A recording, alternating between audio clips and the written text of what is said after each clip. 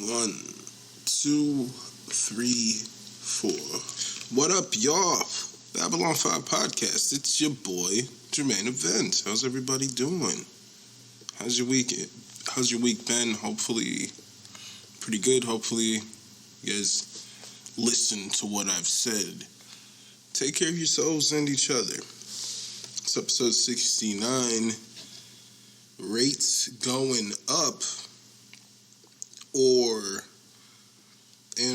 family business. As I was getting ready to start recording this, I was listening to some music, and just a song that popped in my head. Well, I wanted to listen to the Kid Cudi because I'm going to talk about that a little bit more later on. But Family Business by Kanye was just in my head, and I was like, damn, that might be the perfect name. Like, it might be the vibe telling me that that's the perfect name for this episode. I originally, as I said, had it titled Rates Going Up, but I don't know, we'll see. Maybe you'll get this and it'll be Family Business, and you'll hear this and be like, oh, there was that dilemma. There was something going on. So I'm going to go ahead and give you guys social medias before we get into anything. If you guys want to follow this podcast on Instagram and Twitter, it's at Babylon5Pod. If you want to follow my personal accounts, it's at My Name's Jermaine. You can email the podcast at Babylon5podcast@gmail.com. You can follow this podcast at Babylon5.podbean.com. You can listen to this podcast on Podbean, Stitcher, Spotify, Apple Podcasts, iHeartRadio, basically anywhere the podcasts stream. If you have Xbox, go ahead and add me. My gamer tag is SaucedBoss414. If you guys are on Twitch, go ahead and add me at twitch.tv/Babylon5. I did stream some Civilization the other day, so yeah, there's that. Playing some Civilization. I fucks with Civilization super hard. I just don't understand Civilization sometimes, because if I have it on the easiest difficulty, it'll be like the computer can't keep up with me. But if I put it on just, Cheftian, the very next difficulty, it'll be like on my second turn, it'll be like, well, they already built like every world wonder and discovered every like little small friendly village that would give you these small advantages in one turn, so you better somehow win the game in the next 5 turns or the game's over. It's like, dude, how the fuck are they moving so fast? So I don't understand. Like, I thought, like, I play the game properly when it comes to the easiest mode, but when I apply that same strategy to a higher difficulty, it seems to be completely ineffective. It, like, doesn't make any sense at all. But yeah, I was on Twitch, some Civilization. I'll probably do that again. Because at first I was worried about, like, if I'm going to stream, maybe I should stream for a while. But whenever I'm playing Civilization, like, I'm usually like, oh shit, how long have I been playing this? If you play Civilization, that's usually the case. So I was playing Civilization for a little over an hour, and then I was just like, I forgot I was doing something, or I needed to do something that day, so I had to go. But yeah, that was, niggas could be on there. I'm probably gonna stream some Civilization pretty soon here. Twitch.tv/Babylon5. Go ahead and check out the merchandise. Go to teespring.com/store/BOFpod-shop. Don't be my Negro, or don't just be my Negro, be my patron. Go to patreon.com/Babylon5pod. And if you're on TikTok, go ahead and add me at Babylon5Podcast. Why not? Why not? Man, you know what's weird? This is just random babble, but through like Instagram, not even just it's Instagram and other websites. Like with this podcast, people will reach out to me. Some that seem shady, like brand ambassador shit.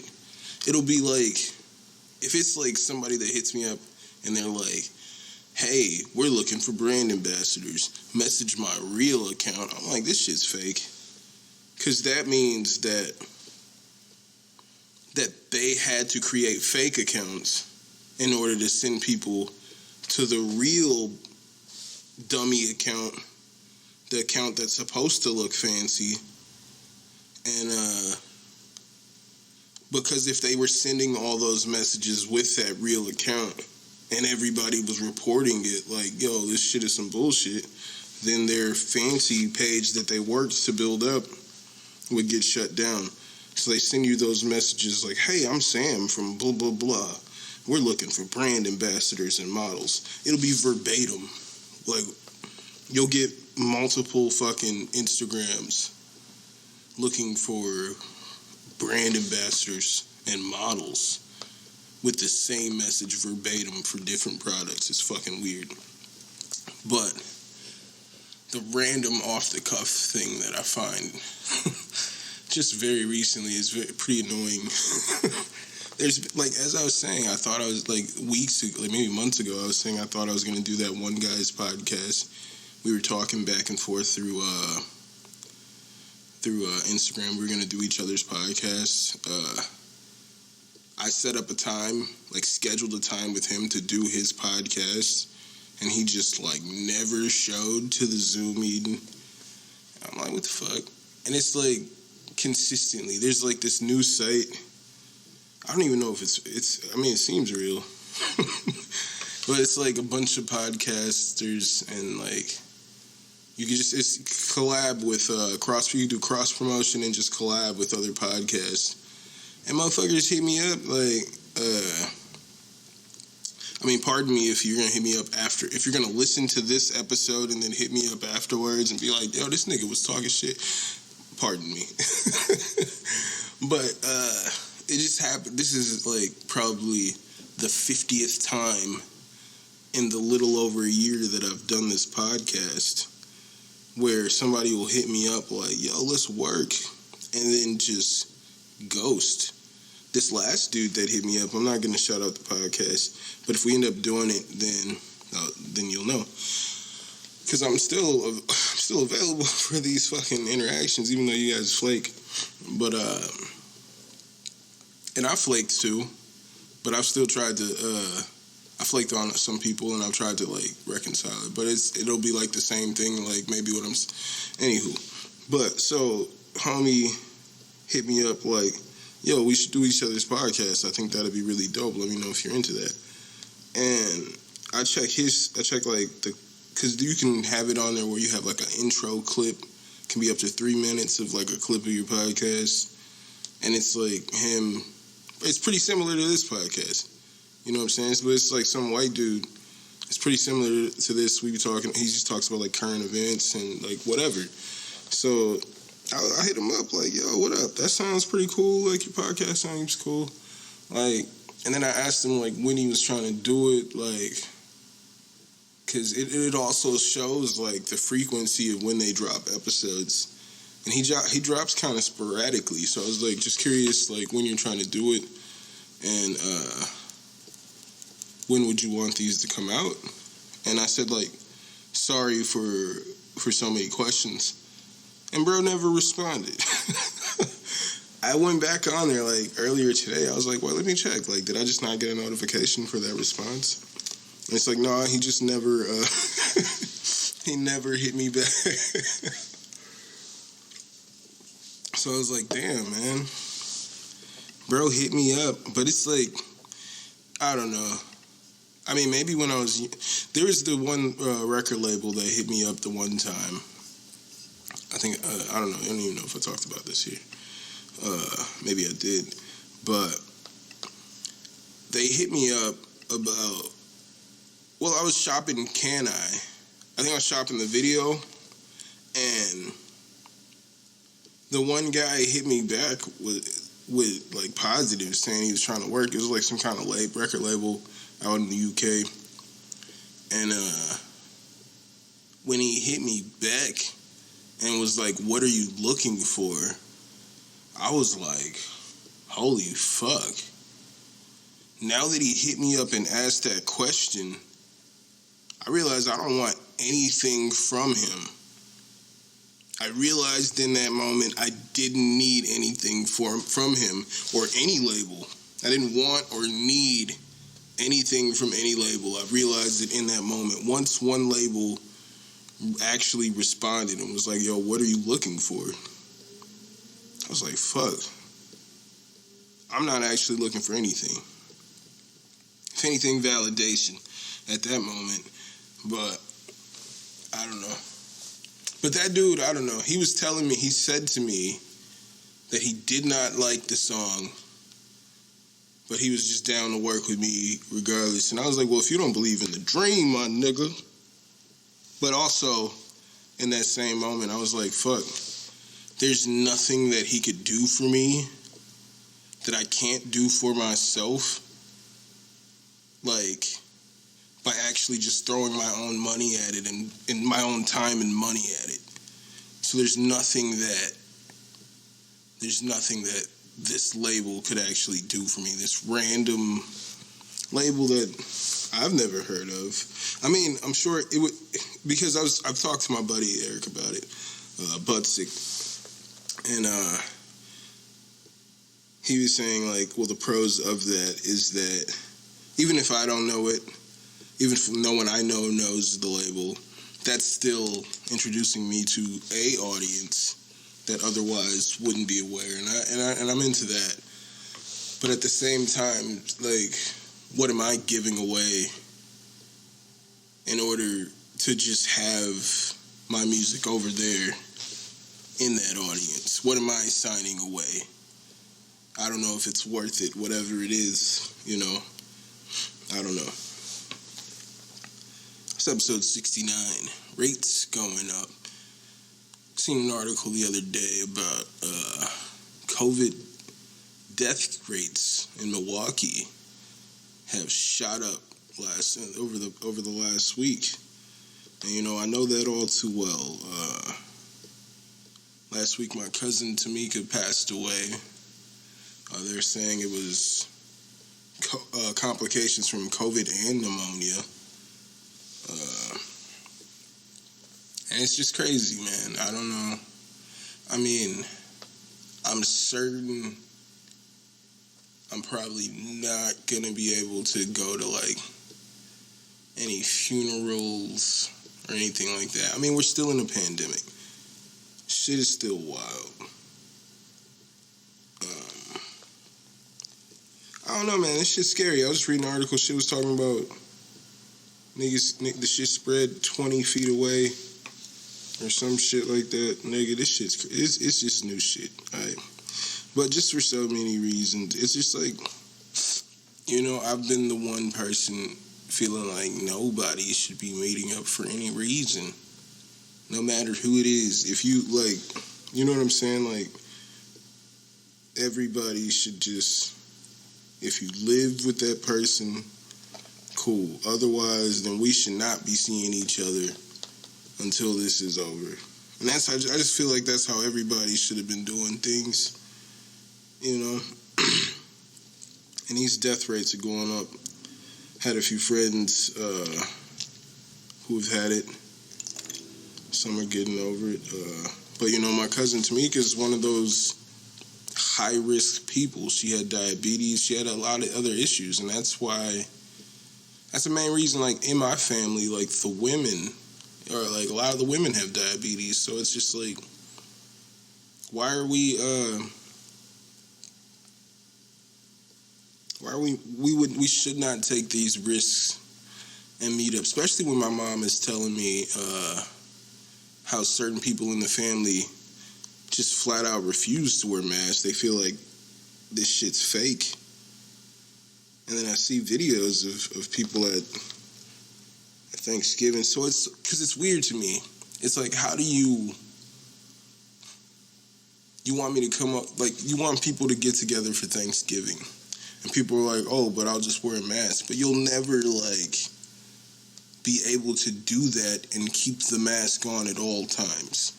And if that's not what you're doing, then you failed. You failed. you failed this get-together because you just did what you're not supposed to do. All you people barely ever get together. I'm talking about any family. You get together for these moments here after probably still continuing to live your life in the middle of this pandemic, and then you all get together and take your masks off. And that's why it's like, oh, once these family gatherings happen, everybody gets sick. And sure enough,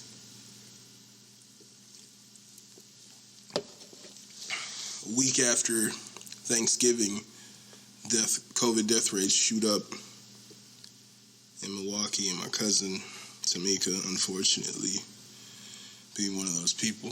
Rest in peace, Tamika. It's just fucking crazy, man. She's fucking 35. We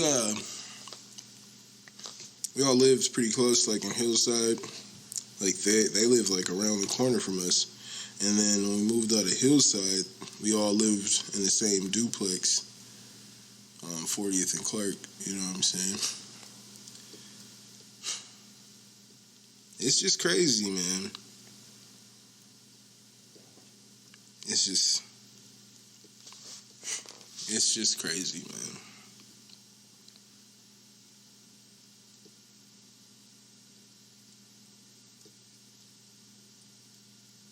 But I don't, it's just like, I don't know if with what's going on, there's COVID. And then my family is just, sometimes they're weird.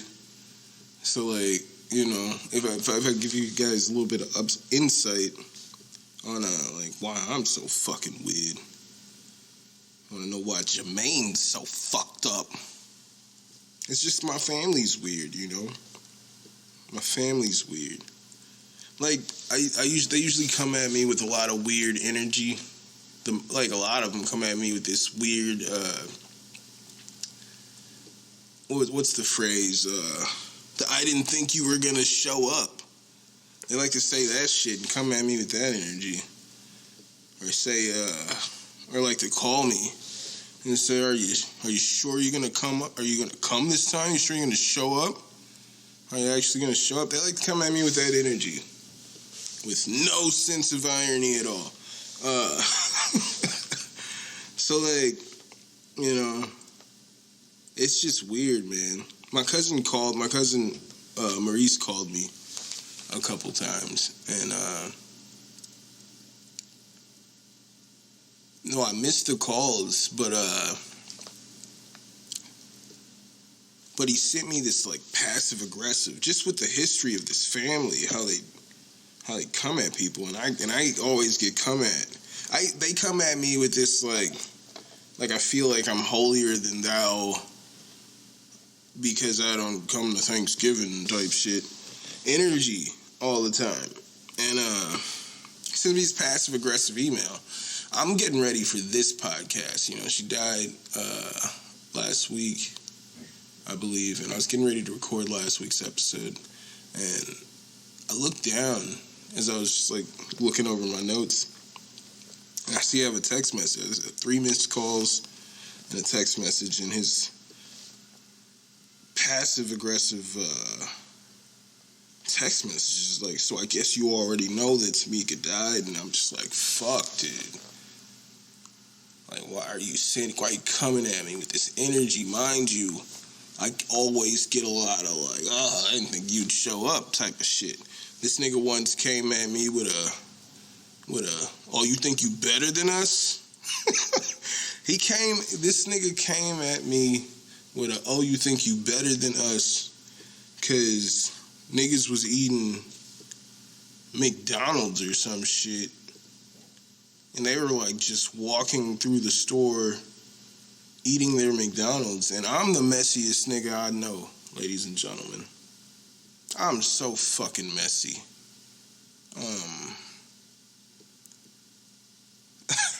I was saying to my wife yesterday, I was talking about this a little bit, and we were in the car, and I had a sandwich, and I was just asking if there was a napkin in the bag, and she's like, oh, you need a napkin really quick, so you try not to make a mess.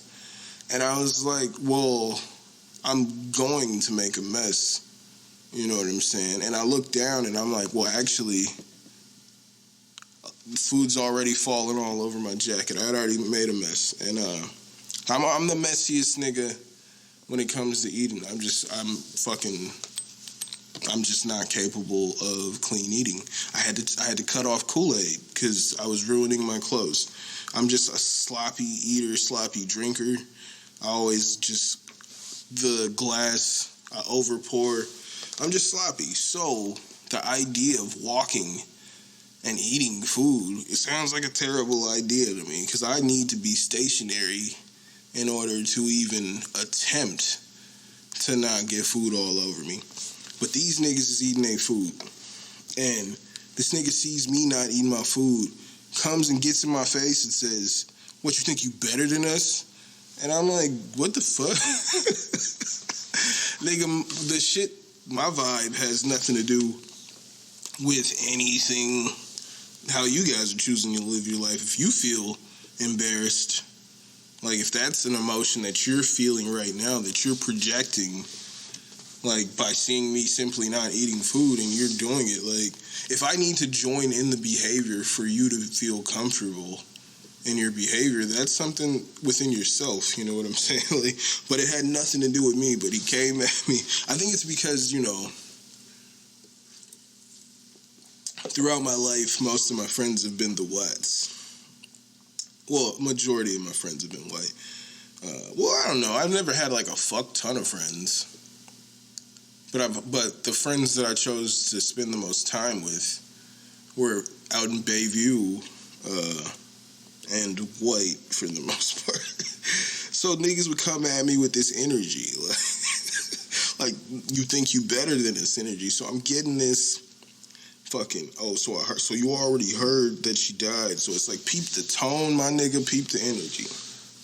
So at this point, I'm like, I'm gonna let this nigga cool down because he coming at me hot. And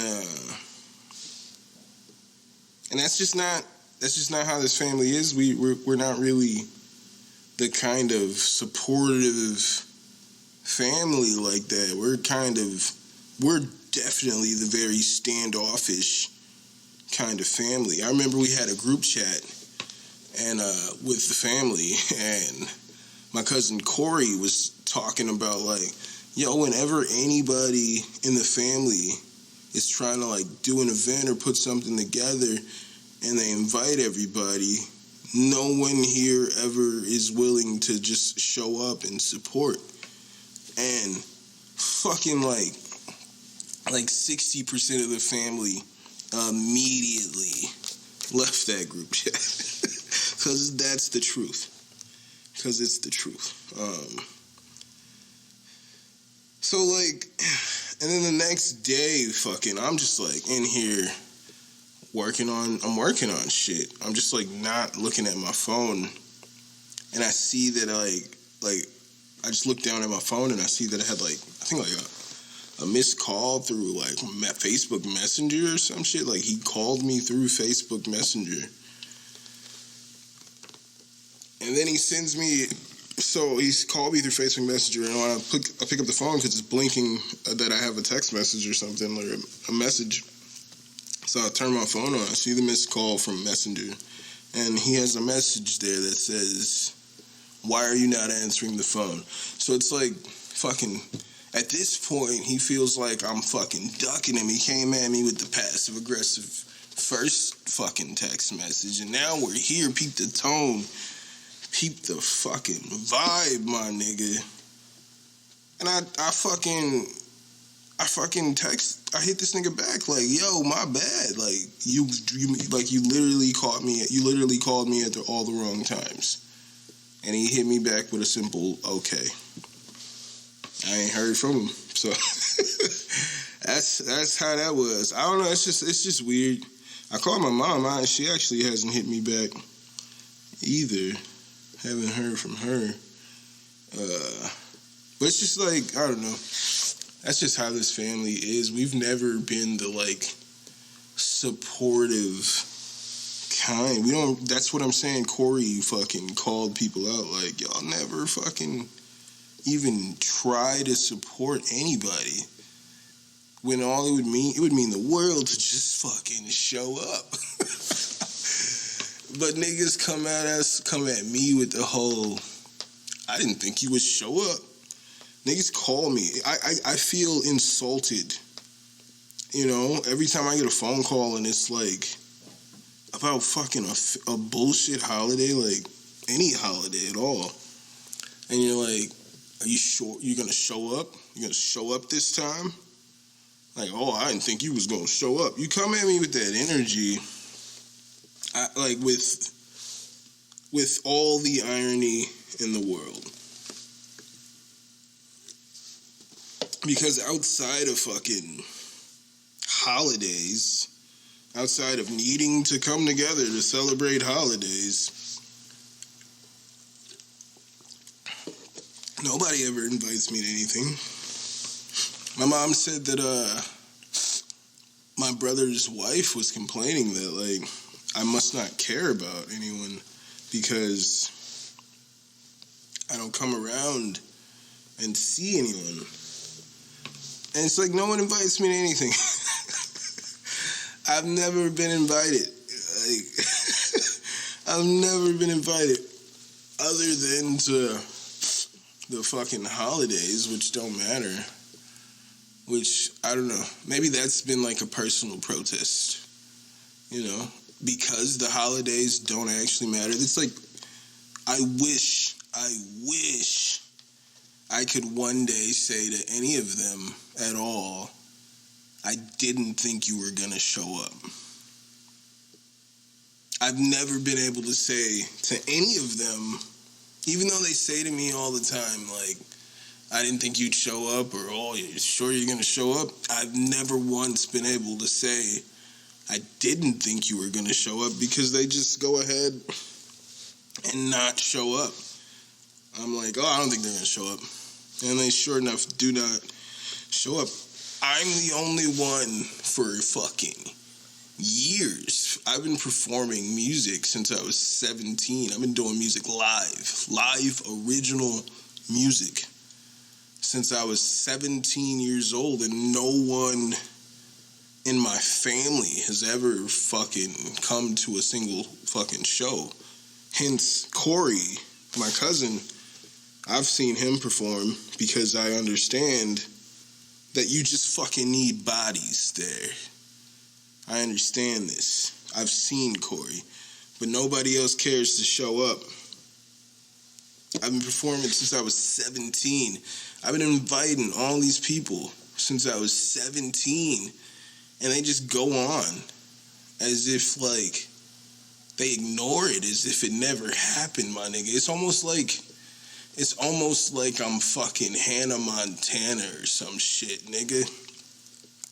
Like, I'm Miley Cyrus in my family, at home with my family. But then I fucking was, for a time, playing like two shows a week all over Milwaukee.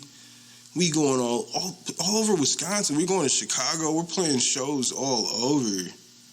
And it was like most of my family was completely unaware. They had no idea that I was actually Hannah Montana the whole time. My brother Travis did come to one show. It was the first show we did right after when I had the State Fair commercial that was on TV. And niggas felt like maybe I could be kind of cool for a second. And then Travis came to that show and never another show. There was times where I felt like he could have made it. I felt like we'd be performing at BBC, and I'd go online the next day and see like, oh, he was across the street at Replay. So he could have made it, but, you know, repeatedly I've invited all these people to so many things, and they've been like, repeatedly like, no, I do not support this shit. I hope you fail, nigga. Nigga, I hope you fail. Niggas can't share shit. Niggas don't mention it. Ain't niggas don't even mention it when they talk to me. For years, since I was 17, nigga. Niggas just don't mention it. Yet I get hit with the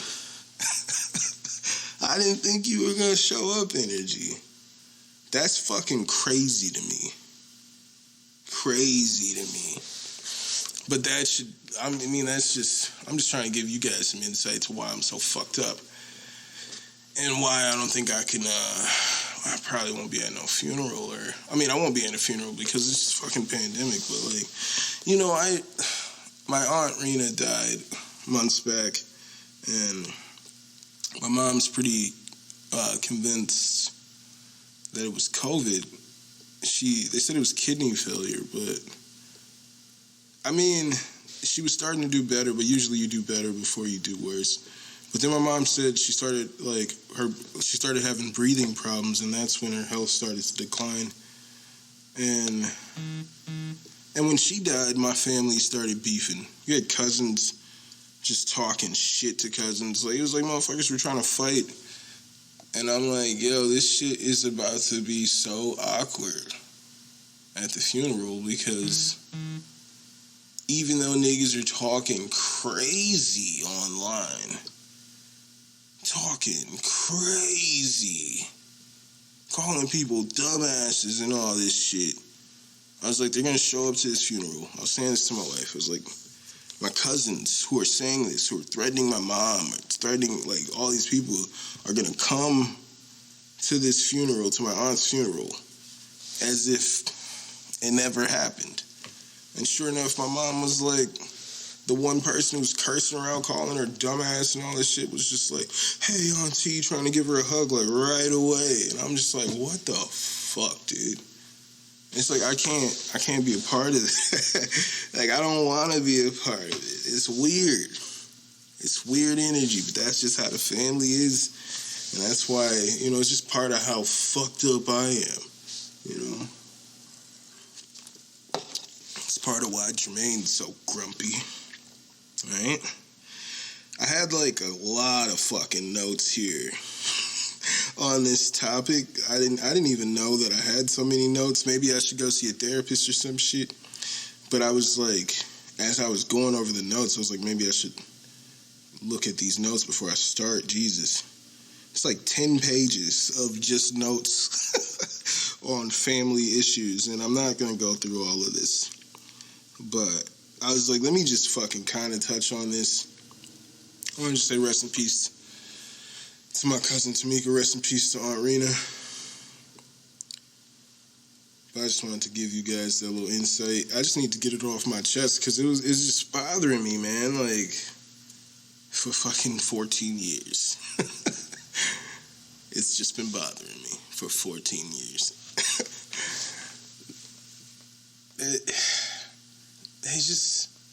I'm telling y'all right now, nigga, if you listen to my music ever one time, you probably listened to it way more than anyone in my family has ever heard it. And it's baffling. I remember one show where I spoke to my mom about coming. It was like, I was at like one of those things. It was either like 4th of July or some shit like that. It was like one of those get-togethers. And I was like, yeah, we got a show this weekend. And I knew I had a big set. I didn't always have a big set, but I knew I had a big set that weekend. And she'd never seen me. She still never seen me. And I was telling her she should come down because it was going to be a great set. And I'm like, well, if she's going to come down, I'm going to give it the bells and the whistles. I'm going to do the things. You know, it's going to be a great show. She's like, the most insulting thing you can say to a person when they invite you somewhere is, I don't have anything going on that day. So she hits me with that, I don't have anything going on that day. And I was like, all right, cool, yeah, it starts at this time. And she says, how much is it? And I was like, you don't even have to worry about that because I'm just going to put you on a list. So when you come in, you just say who you are. Let me know who you're coming with. Nobody has to pay. And she's like, oh, okay. And I was like, yeah, don't, like, just come down. It's going to be a dope show. And she's like, yeah, I can come. And I remember, like, I kept going to, like, Macau at the door or Macau's homie. They would switch depending on what was going on at the time, trying to see if she showed up. And they were just like, nah. And when it was time for me to go on, when it got closer, I was like, yo, I'm going to stop thinking about this. I'm just going to fucking, get my mind right, get ready to prepare to perform. And, I'm like, yo, maybe she is here and she just didn't say what up. So I'm just do the whole thing. And, I went in. It was a great performance. And I walk around the motherfucker. I'm trying to walk, because you can't, the lights are bright when you're on stage, so you can only see, so far. So I can't see everybody's faces. So I'm like, oh, maybe she is up in here. And then, I perform a walkthrough, not there. I don't see her anywhere. I go to the door like, yo, did she come through? Nope, never came through. But, it was never once even addressed. I never got a phone call like, hey, I ain't coming. I never got, sorry, I didn't make it. I never got anything. I never get any of that shit at all. But if I don't fucking come to fucking Thanksgiving, then that means I don't care. It's funny how that works. Kid Cudi dropped an album. Man on the Moon 3. It's fucking amazing album. Alright, fantastic album. I listened to it a few times already. I was loving it right away. I think the first half of the album is definitely better than the second half of the album. It's 18 tracks. But, I feel like that's just natural. Especially if an album's that long, that you're going to be more into it as you start. And then if you get to by, track 12, 13, you're probably like, okay, when is this, when can I give my opinion almost at that point? With this album, you're almost you're over it. So maybe in a few months I'll readdress this and be fucking The Pale Moonlight or Rockstar Nights is my shit, you know what I'm saying? Maybe it'll switch it up, but right now I would say I really fuck with Heaven on Earth. Damaged is pretty fire. Tequila Shots, Another Day, She Knows, Dive. Fucking all the first part of the album. Mr. Solo Dolo 3, Sad People, fucking came out at the perfect time. Elsie's Baby Boy is fire. This album's fire. It's fucking amazing. Kid Cudi music. It's a mix of old Cudi, new Cudi. Sorry. And I feel like he's in his fucking bag, I didn't want to necessarily do this, but then I already fucking watched it. I watched, Joe Budden talk about this album on his podcast with Mal and Rory, naturally, and Parks, naturally. And, sorry. And I was like, fuck, I don't want to, respond to a podcast. But this nigga was talking about, oh, I ain't got shit to say about Cudi. This is Joe Budden saying he doesn't have shit to say about this Cudi album because he feels like if Travis Scott is pretty much a copy of Kid Cudi, he feels like Travis Scott is doing it way better than Kid Cudi. So he's saying he can't say this album is good because the music isn't better than Travis Scott's music, in his opinion. And I think that's fucking horse shit. As my personal opinion. I've never, I've tried to listen to Travis Scott. Maybe the only, I listened to that, was it Rodeo album? And the only song that really stuck with me was Through the Late Night, which just so happens to have Kid Cudi on it. That was the only song that stuck out to me. And before that song, I was hating on Travis Scott because I was like, I feel like this dude is just biting Kid Cudi. And then I'm listening to the album. I'm like, this dude is just biting Kid Cudi. And then Through the Late Night came on. I'm like, yo, hold on a second here. I'm like, ain't that Cudi? Or is he really just saying, like, I don't care. I'm just going to fucking literally bite everything that Cudi does? Because I was like, yo, that's Cudi, right? Because it doesn't say on the thing, it just says Through the Late Night, and it doesn't say, like, featuring anybody. So I was like, yo, what the fuck is this? I was heated. I'm listening to Travis Scott, like, this nigga is biting Kid Cudi. Through the Late Night, I'm like, hold up. No, he didn't. This nigga's humming. He's like, I'm like, no, he didn't. No, he didn't. Only Kid Cudi can do them hums. Nigga, make him go dumb with them hums. Anywho, am I doing something?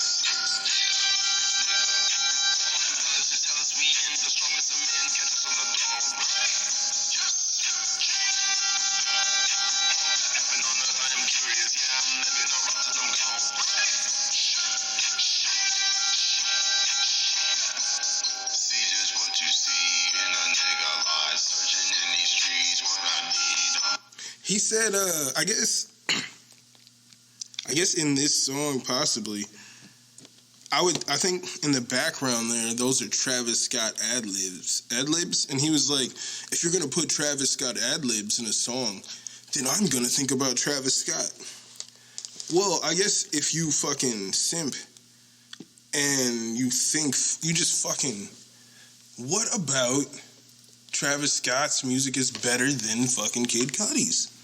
I don't hear it. So when you're like, oh, you're just going to make me think about Travis Scott, if you're making me think about Travis Scott, all I'm thinking about is this is the nigga that is biting your shit. Get this nigga out of here. Get this nigga out of here. He's about to steal this whole album. He's about to literally put this album out track for track in a month. Get this nigga out of here. That's what I think about when I hear Travis Scott ad-libs on a Kid Cudi song. He's about to put this whole album out verbatim in a month with different beats. Verbatim with different beats. Get that nigga out of there. But this is a fire-ass album. Man on the Moon 3. Hold on a second. The Chosen. Natural. You know it would be The Chosen. That's just how the nigga be talking. Like he the golden child and shit. Weird-ass nigga. But I fucks with Cudi, you know. Ooh, producers on here, definitely Dot the Genius, naturally. Playing Pat, naturally. Cudi, Mr. Scott Muscudi himself. I was hoping he would have some rat-a-tat. I don't know what's going on, but I was hoping he'd get back to, like, rat-a-tat from, like, first album and just, like, a lot of shit from back then, but whatever. I like the Plain Pat Productions, Dot the Genius. It's a fire-ass album. If you guys haven't taken the time, go ahead and listen to that Kid Cudi if you got some things. The cover art is like, it's like half of his face is melting off. It's like a fucking acid trip. Maybe you're on some like DMT or something. It's like, you know, nice little hallucinogenic fucking cover. I like that cover a lot. As I don't know if I've mentioned it here a lot. The album that I was working on when I lived in Madison before I moved back was initially called Acid Rap. And then Chance the Rapper fucking drops Acid Rap out of nowhere. I was like, this weak ass nigga. That factored into me not vibing with Chance, but I also was like, yo, this nigga's whack. And now you guys are catching up. But yeah, this cover is definitely like some acid trip kind of fucking shit. Spacey, druggy fucking cover. It's pretty dope. If you guys definitely are looking for some dope ass music to vibe out too. I would definitely go check out Kid Cudi's Man on the Moon 3. Yeah, I'm gonna skip over that. So the UFC news, or MMA news rather. The judge, I think in Nevada, has certified a class action lawsuit. And I was listening to an interview, this guy Nate Quarry, who I guess he's not a part of the suit, or I don't know. He was explaining that there was two different things, and he's not a part of the claim because the the date, whatever that shit is, statute, a limitation cuts off like 3 months. It starts like 3 months after he retired, after his last fight with the UFC. So he's just here to try to like help people out. But he was explaining, Nate Quarry, he was on season 1 of The Ultimate Fighter. He's former UFC middleweight. He was explaining that the UFC, like what this class action lawsuit is they're claiming that the UFC actively suppresses wages of fighters because because they're a monopoly, there's no free market or bargaining power. Once you sign with the UFC, it's just like, we're gonna pay you this amount of money, and that's it. There's no bargaining power. It's a complete monopoly that the UFC has on MMA. Like, pretty much, when I would say to people that I watch MMA, and they're like, "Oh, you mean UFC?" And I'm like, "Well, yeah, but like, that's, if you think MMA at this point, it's synonymous with UFC. Boxers make about 85% of the gross income of their shows, and MMA fighters make around 17% of gross income. And that's because boxers benefit from the Ali Act, where if they earn a title shot, like if you're a boxer, you work your way up, you become the number 1 contender, it's mandatory. You get your title shot. Whereas in the UFC, you'll have a situation where Tony Ferguson or whoever is the number 1 contender for years and never gets a shot at the belt, or someone like Leon Edwards can just sit there on a streak for years, and they can play with the rankings. They can just do whatever they want and choose to not book this person for a title shot because they control the promotion, they manage the fighters, and they control the governing body. They control the belts. And through the Ali Act in boxing, you can't do that. The promotion can't control the belt and manage the fighter because it's too much of a conflict of interest, especially with the money and everything. So now people have to have the bidding war. People want to pay Floyd Mayweather to come and box on their network. You know what I'm saying? Fighters these days, MMA fighters, they don't have that luxury. They can build their brand. You can know about them. He's saying, like, a lot of these fighters, they have to work 2 or 3 jobs just to support their dreams so that they can go and fight on a main card of a UFC pay-per-view. They're working 2 or 3 jobs just to fight on the main card of a pay-per-view, because that's how little they make from fighting for the UFC. They get 17% of gross income, while boxers make 85%. And, so apparently, there was a meeting and they were going to, like, actually extend the Ali Act to MMA, like, a while back, but Dana White met with Donald Trump, and Trump had the extension immediately shut down. He had the extension of the Ali Act to MMA shut down because the way I see it, as I said, if this were to pass, if this were to go through, if they extend the Ali Act to MMA, that essentially ends UFC, at least as both a promotion and a governing party. Like, there could be a UFC heavyweight championship as in the way that there's a WBC heavyweight championship, but it won't be like fighters can only, like, they won't be allowed to just contract all these fighters to only fight over here for no reason. And he also was bringing up, he's like, how many times do they hype up a fighter, bring him in, and then you find out he can't fight? And that's because they control everything. They control the narrative, and people can't just like naturally build them, work their way up, because as long as this person has hype and it's a good marketing decision, they'll sign this person over somebody who is a great fighter but just isn't talkative, isn't as marketable as this person who isn't as good of a fighter.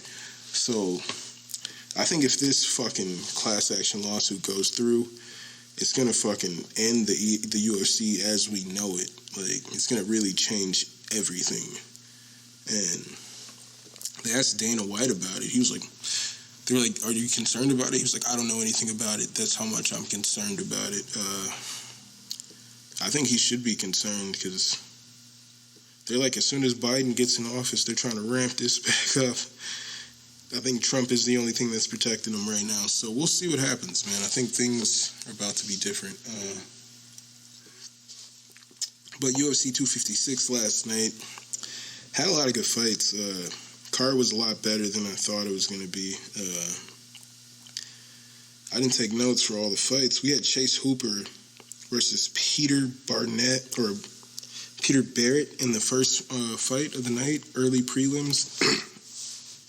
Last fight for Chase Hooper, he got pieced up in the stand-up, wasn't able to get his guy down and do anything with it, so he was getting pieced up. This fight, I thought Peter Barrett was going to win this fight because he's really good striking, and I saw Chase's last fight. He's terrible with the stand-up, and sure enough, Chase is just getting his ass beat for 3 rounds straight, and then in the last round, and third round, he was able to just do a nice Eminari roll and get like he got an inverted heel hook on Peter Barrett after Peter Barrett was just fucking whooping his ass for 3 rounds straight. And it's like, dude, it was like a lucky win. He was getting destroyed that whole fight, but like, that's a way to win the fight, you know what I'm saying, by submission. So I can't fault him on that, but he definitely needs to fucking work on that stand-up. The following fight, we had Tisha Torres stepping in her debut. Well, Tisha Torres taking on Sam Hughes, who was stepping in her debut to fill in. Tisha Torres was originally supposed to have a rematch with Angela Overkill Hill, but Angela Hill tested positive for COVID, so Sam Hughes steps in on a week's notice to fight Tisha Torres. And the fight was ended after the first round because Tisha Torres fucked Sam Hughes up, as I expected, and Sam Hughes couldn't see out of her left eye at the end of the round because she was getting her fucking ass beat so bad. She was getting pummeled in there. And I didn't know how that fight would get sanctioned. Like, Tisha Torres was the 10th ranked fighter. The last time I saw her, I was like, dude, she's on a new level. She looks like a fucking savage. And you're going to bring some fucking young fighter who just started training MMA 5 years ago in there with Tisha Torres, a fucking veteran in the UFC. He's probably been in the UFC longer than this girl's been training MMA. And she fucking just ran through her, man. It was fucking... I didn't understand how it got sanctioned, but it did. It got sanctioned. Lightweight bout, we had Rafael Fiziev with these fucking fast-ass hands. He's known for leaning back doing the Matrix when people try to go for head kicks. He's got fast fucking hands, hits Renato Moicano with this fucking, it was like 3-4 punch combination and fucking just knocks him out. It was beautiful. So look out for Rafael Fiziev. He's got 2 wins in the UFC now. He's on the rise. All right, let me go to the main card here. Cyril Gane defeats Junior Dos Santos. I'm imagining Dos Santos gets cut by tomorrow. It's 7:32 p.m. right now. Central Time, and I was waiting. I was like, they're gonna cut some of these people, but they haven't announced. I haven't seen anything if they have, but he was talking about Dos Santos should probably retire. Dana White was, so I'd imagine he's probably gonna cut him. In the following fight, Kevin Holland took on Ronaldo's Jacare Souza, and I was saying, like, they were saying leading up to this fight that this would be the toughest fight for Kevin Holland, and I was like, he already went like a full fight with Thiago Santos, and I was like, yeah, he lost to that Savage in his debut to the UFC, but he wasn't finished, and he made a good account of himself. So I didn't feel like this was going to be the toughest fight for Kevin Holland. I feel like the toughest fight for Kevin Holland was Thiago Santos. I don't think any fight he's had since then, even the fights that he's lost, have been tougher than Thiago Santos. And he goes in there and he knocks Jacare Souza out with this fucking, apparently Kevin Holland is a third-degree black belt. I don't know why niggas is doubting his foot. Or no, he's not. He's just a black belt. Charles Oliveira is third degree.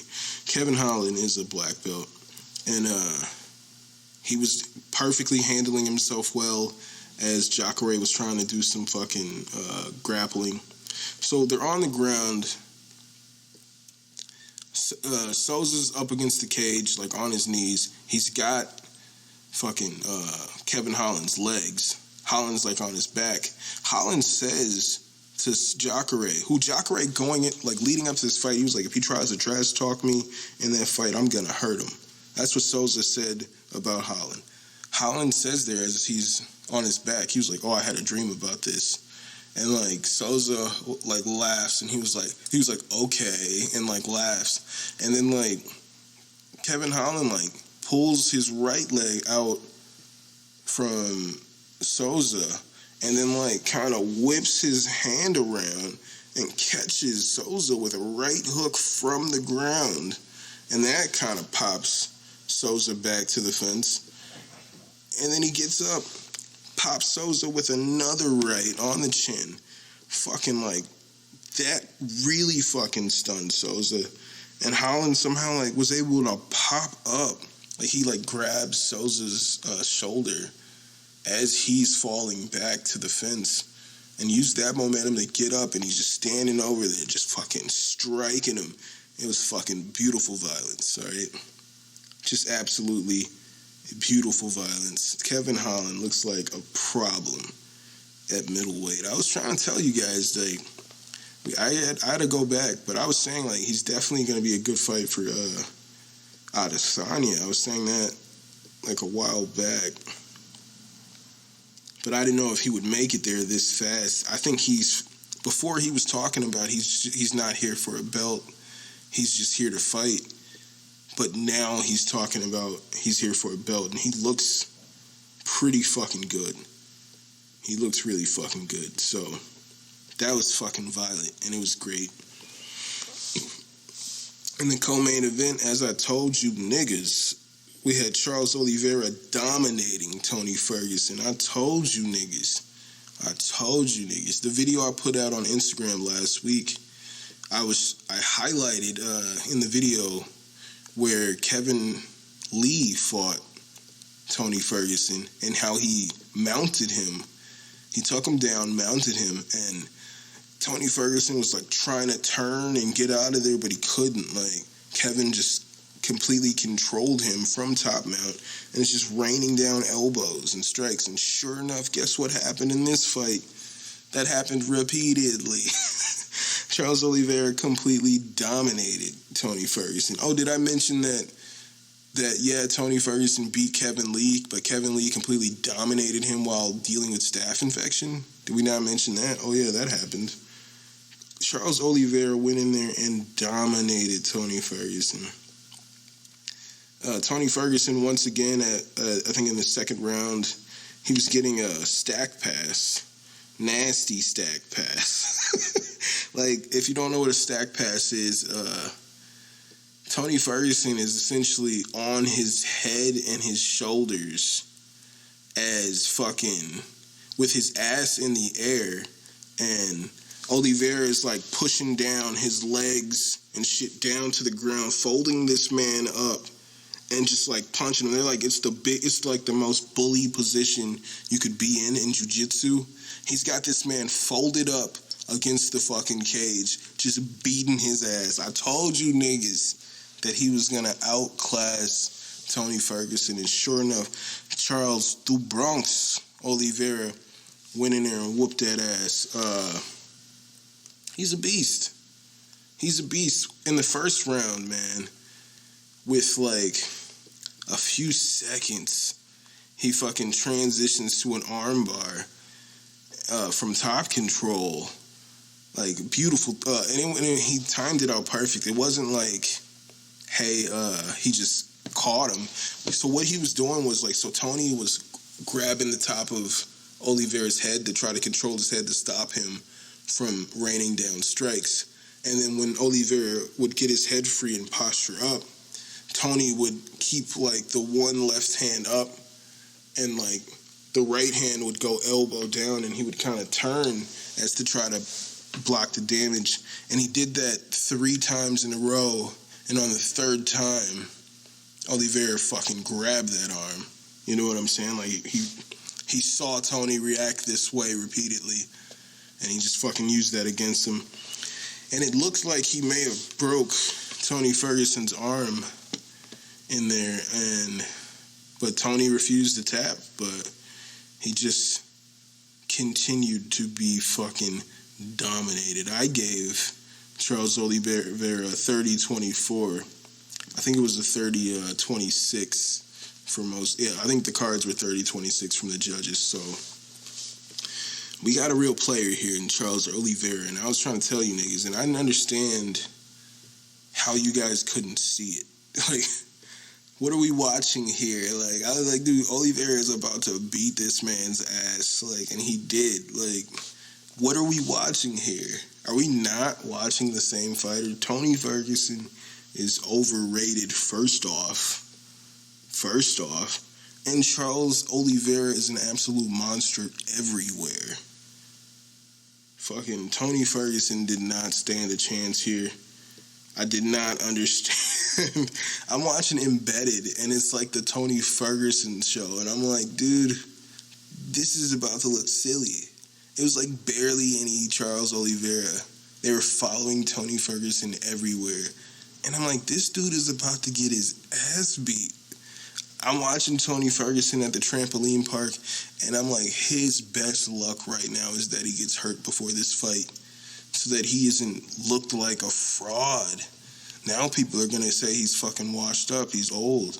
He just lost 2 fights in a row. They didn't even see Oliveira having a chance. I tweeted out about this fight and saying how Oliveira would fucking dominate. And somebody tweeted at me like, you're a fucking dumbass.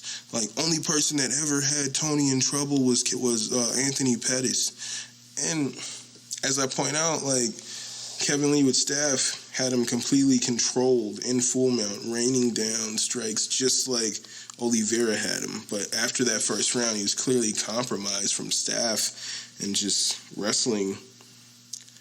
And Tony was able to capitalize. But Oliveira is the truth.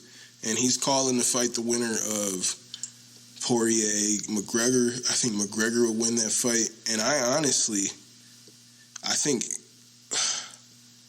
man, like, his jiu-jitsu is so good. I think he has Conor, man. Like, but I think Conor's jiu-jitsu has probably gotten better since the last time we saw him. Mainly since that's one of the things he said he's been focusing on.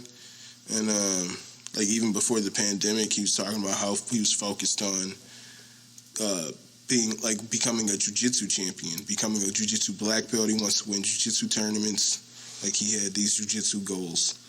And so, but I think Oliveira would smoke Poirier. Oliveira would smoke Gaethje.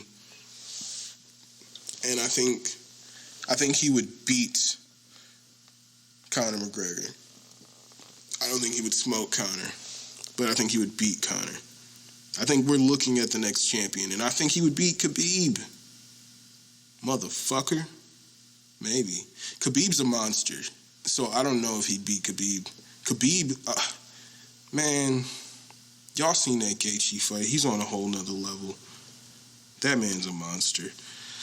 So you had, in the main event, in what is now considered one of the greatest flyweight fights in history, in UFC history, Deiveson Figueiredo fights Brandon Moreno, 5 rounds for the UFC Flyweight Championship, 3 weeks after both fighters just fought at UFC 255.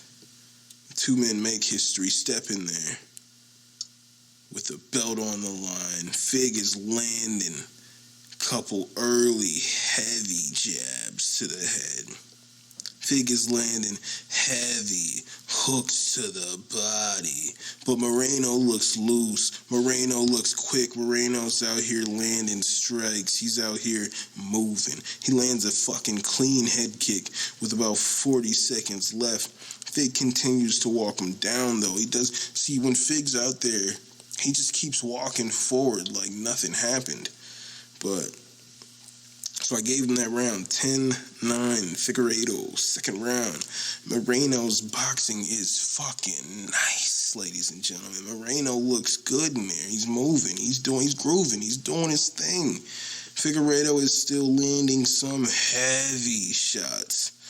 It's in this fucking violent combination. I gotta watch this fight again. It was a super violent combination in the second round. Figueiredo was trying to take Brandon Moreno's head off, all right, with every shot, and he's landing, and fucking Moreno is just fucking walking forward, like, come on.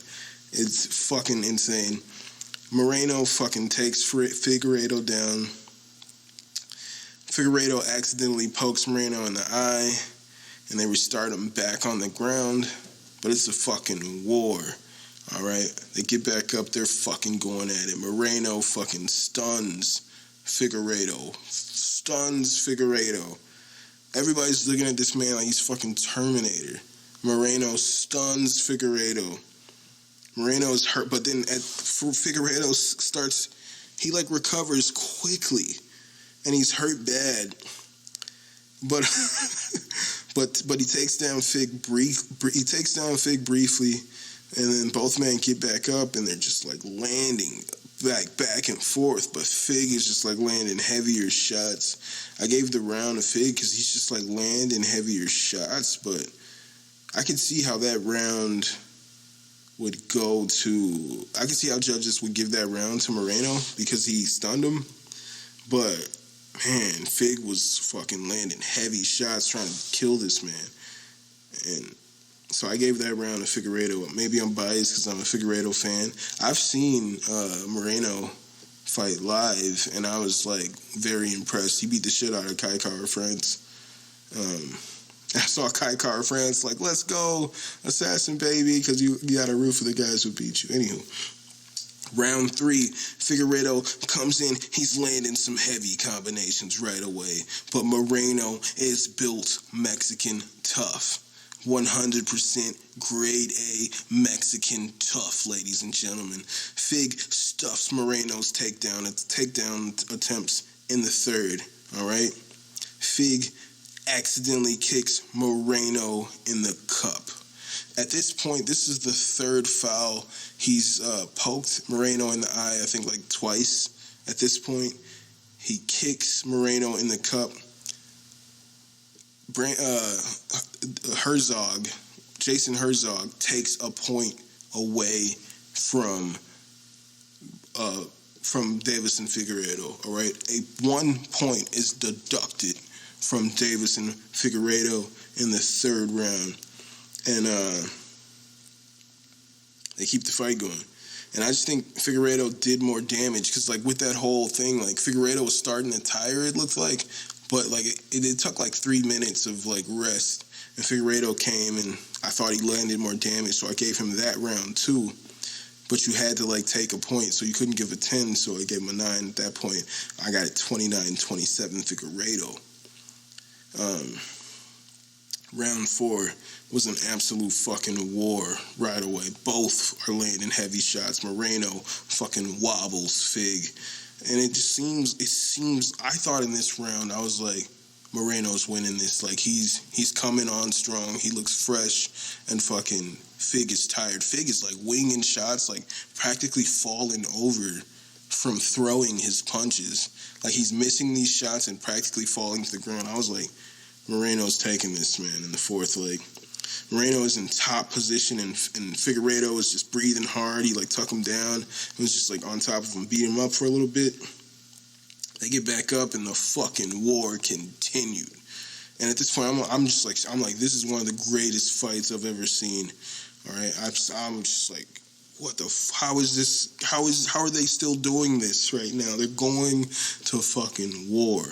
All right, Moreno gets another takedown after taking some heavy shots, though. And Figueiredo looks absolutely exhausted. And Moreno looks fucking ready to go, ladies and gentlemen. Moreno is 100% grade A Mexican tough. Damn, I'm fucking riding. I'm riding. I said I gave that round to Figueiredo. Oh, no, I did not. I gave that round to Moreno. But because, I gave the 4th round to Moreno. So that would make the score 38-37 Figueiredo heading into the 5th round.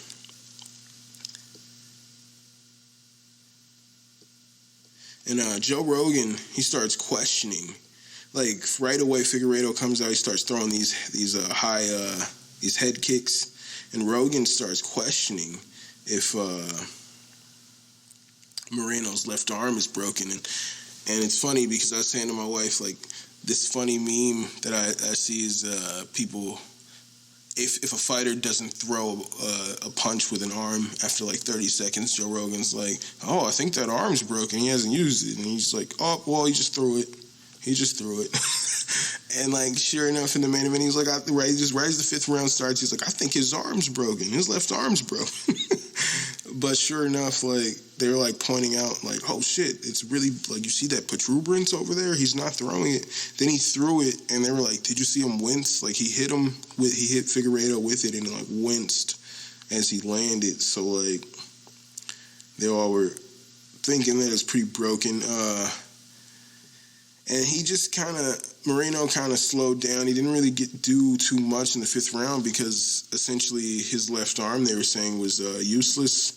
And Fig was actually coming at him and trying. He was like landing, trying to end the fight in the 5th round. And he got a takedown at the end and finished on top.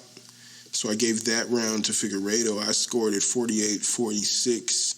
Figueiredo. One judge scored it for Figueiredo, I believe. And another judge scored it, and the other 2 judges scored it a draw. So it ended up being a majority draw.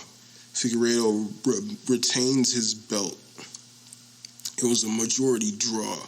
So had there not been that point deduction, or essentially had that not been like the 3rd consecutive foul in the fight from Figueiredo, he would have retained.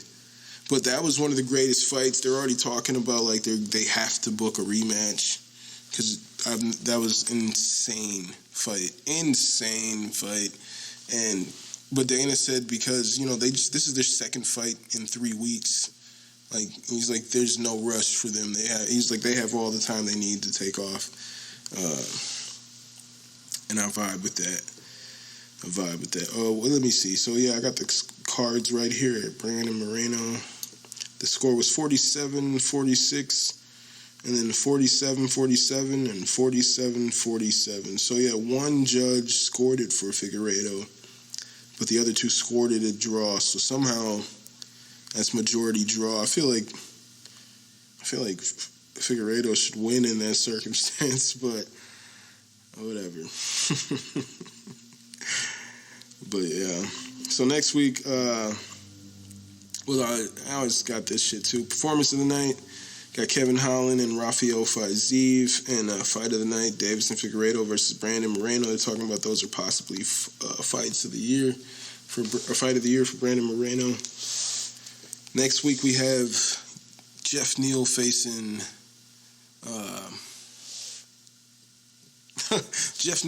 Stephen Thompson. We're supposed to have Khamzat Chimaev facing Leon Edwards, but Leon Edwards got COVID, so they had to cancel that. After Kevin Holland won this fight, he called out Khamzat and said he wants to fight Khamzat next week, but I don't think that's going to happen at all because they're still trying to do. If I'm Khamzat, I'm definitely not going to pass up on fighting the number 3 ranked fighter at welterweight to fight an unranked fighter just because, you know. So if I'm him, I'm not going to do that. But yeah, we got that next week. Jeff Neal versus Stephen Wonderboy Thompson. I'm not sure what's going to happen. If anything, I mean, if I had to guess, but if I had to make a prediction right now, I would say Stephen Thompson, just because he's a fucking karate-style veteran. It would say experience would tell you, oh, actually, this is a good card. You got Stephen Thompson versus Jeff Neal. Co-main, you got Jose Aldo taking on Chito Vera. That's going to be a good fight.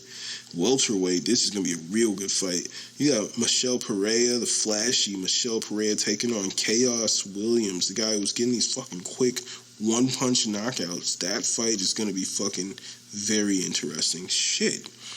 This is the last fight card of the year. You got Marlon Moraes taking on Rob Font. Greg Hardy's in action facing Marcin Tybura. Okay, we got some fights, ladies and gentlemen. Talia Santos taking on Jillian Robertson. Oh, shit. Milwaukee's own Anthony Pettis is fighting Alex Morono next week. We got some fights next week, ladies and gentlemen. We got Rufus Sports' Bilal Muhammad taking on Diego Lima at the prelim headline fight. We got some fights, ladies and gentlemen. This is a good card next week. This is a good-ass card. But I think that's my cue right there. I'm excited for that fight next week. Last fight card of the year. Yeah, it's going to be some good fights. I'm going to go ahead and give you guys social medias if you want to follow this podcast on Instagram and Twitter. It's at Babylon5Pod. If you want to follow my personal accounts, it's at my name's Jermaine. You can email this podcast at babylon5podcast@gmail.com. You can follow this podcast at babylon5.podbean.com. You can listen to this podcast on Stitcher, Spotify, Podbean, Apple Podcasts, iHeartRadio, pretty much anywhere podcast stream. If you got Xbox, go ahead and add me. My gamer tag is SauceToBoss414. If you're on Twitch, go ahead and add me, twitch.tv/Babylon5Pod. Go ahead and check out the merch.